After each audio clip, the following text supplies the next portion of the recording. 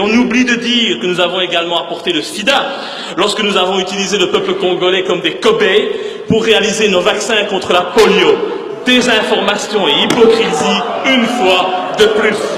L'heure est venue d'oser regarder la vérité en face, d'oser reconnaître que jamais notre pays n'aurait pu se développer comme il l'a fait sans avoir pillé les richesses du Congo, sans avoir pillé les richesses du Congo, sans avoir pillé les richesses du Congo, sans avoir asservi le peuple congolais.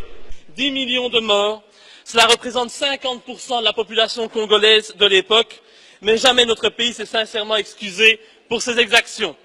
Aujourd'hui, plus de 100 ans après ces faits, notre pays a l'obligation morale de faire un devoir légitime et élémentaire de mémoire.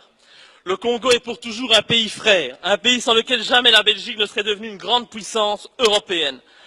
Le règlement, c'est le règlement.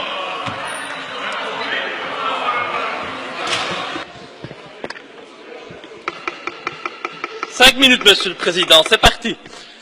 Chers collègues, un pays ne peut se grandir qu'en ayant le courage de regarder en face son histoire et de reconnaître ses crimes et ses erreurs passées.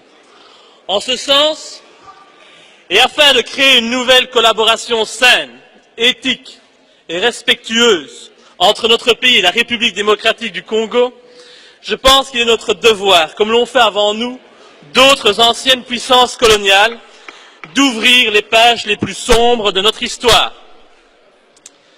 L'heure est venue d'oser regarder la vérité en face, d'oser reconnaître que jamais notre pays n'aurait pu se développer comme il l'a fait, sans avoir pillé les richesses du Congo, sans avoir asservi le peuple congolais.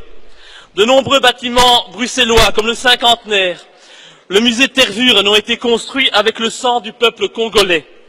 De grands projets, comme le port de Zeebrugge, ont été financés par les richesses du Congo.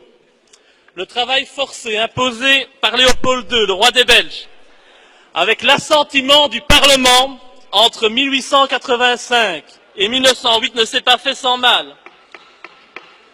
Des populations furent massacrées, domptées par la force par l'envahisseur, des femmes furent violées par les représentants de l'autorité coloniale.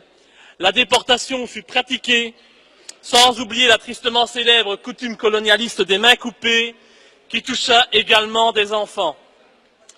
Après le règne de Léopold II, la colonisation a elle aussi fait de nombreux dégâts et de multiples victimes. Au total, notre pays est responsable de la mort de 10 millions de Congolais, ça mérite un peu de respect. Un des plus grands génocides du monde. Ces chiffres furent évoqués, pas par moi, mais par une commission officielle du gouvernement belge en 1919.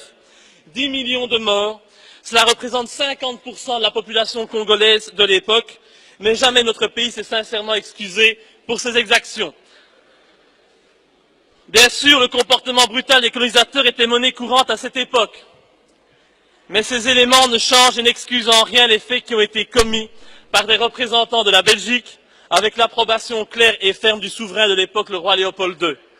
L'ambition de notre roi et le statut qu'il voulait offrir à notre pays ne doivent, c'est pas possible, hein.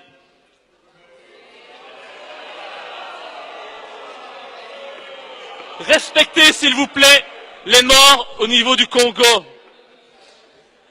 On ne doit pas, nous ne pouvons pas manipuler la mémoire collective de la Belgique, ni salir la mémoire collective des Congolais. Aujourd'hui, plus de 100 ans après ces faits, notre pays a l'obligation morale de faire un devoir légitime et élémentaire de mémoire. Le Congo est pour toujours un pays frère, un pays sans lequel jamais la Belgique ne serait devenue une grande puissance européenne. Nous ne pouvons pas aujourd'hui jouer la politique de l'autruche, ignorer la réalité et transformer l'histoire comme bon nous semble. En tant que démocrates, nous devons nous excuser pour le mal que nous avons causé au Congo, c'est bien la moindre des choses. En hommage aux Congolais qui ont connu le travail harassant, exigé en échange de salaires qui ne leur permettaient ni de manger à leur faim, ni de se vêtir ou de se loger décemment ou encore d'élever leurs enfants comme des êtres chers.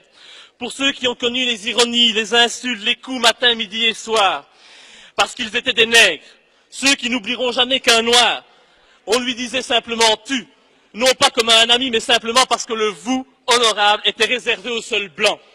en hommage à ceux qui ont vu leurs terres spoliées, au nom de textes prétendument légaux qui ne faisaient en fait que reconnaître le droit du plus fort, le droit du colon. Eh bien, pour ces gens qui durent accepter que la loi n'était jamais la même, selon qu'il s'agissait d'un blanc ou d'un noir, pour ceux qui ont connu les souffrances atroces des relégués pour opinion politique ou pour leurs croyances religieuses, comme Simon Kimbangu, exilés dans leur propre patrie, et pour qui un avenir pire que la mort était réservé.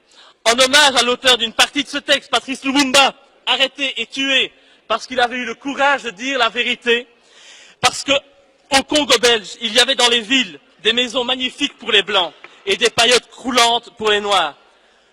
Pour tout cela, pour toutes les souffrances